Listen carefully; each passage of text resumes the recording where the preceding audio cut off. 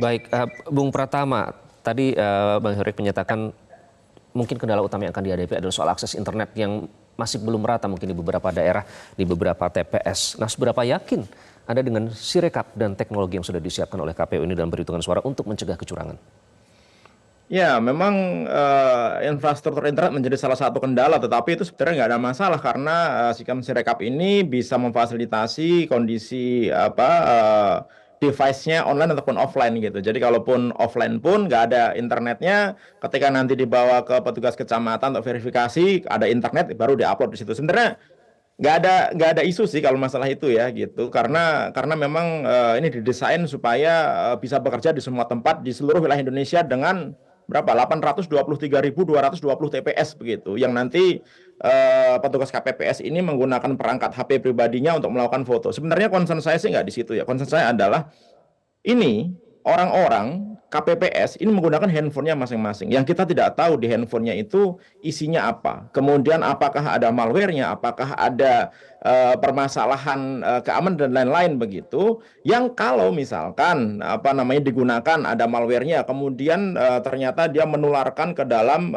sistem gitu, sehingga membuat sistemnya menjadi down gitu, atau ternyata dia memberikan kontrol akses kepada orang lain gitu menggunakan akses dari si user ini 823.000 handphone KPPS ini untuk masuk ke servernya Sirekap misalkan gitu. Nah, ini yang menurut saya perlu diantisipasi gitu. Memang saya sih yakin gitu KPU sudah melakukan cek, sudah melakukan audit, sudah melakukan asesmen dan lain-lain sehingga meyakini bahwa sistem ini aman begitu. Tapi ini masih ada waktu 2 hari lagi ya gitu sampai pencoblosan begitu.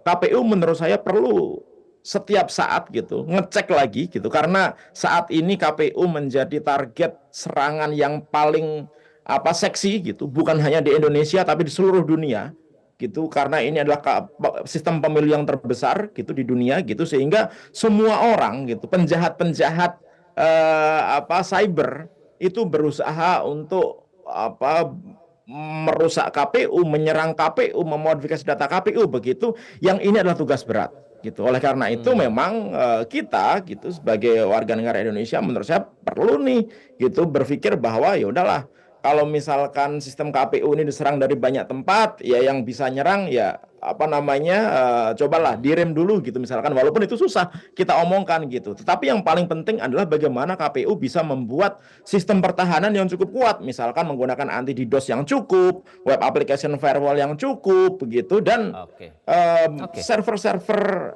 KPU, karena KPU tidak menggunakan server semuanya di on premise ya, ada beberapa server yang ada di luar begitu. Itu juga perlu dicek dan diamankan begitu, sehingga Oke, kita baik. bisa menjamin bahwa nanti nggak akan ada nih hacker yang Hmm. mencoba masuk ke dalam sistem KPU, kemudian merekayasa isinya, kemudian mencoba merubah isinya gitu, atau bahkan karena dia Hmm. nggak bisa merekayasa isinya, nggak bisa merubah isinya, dia ngerusak. Sehingga Hmm. ketika nanti hasil dari Sirekap mau ditampilkan di info pemilu, nggak bisa karena sistemnya down gitu. Nah, ini harus kita Oke, antisipasi, coba ya sehingga apa? kita Sehingga konfirmasi.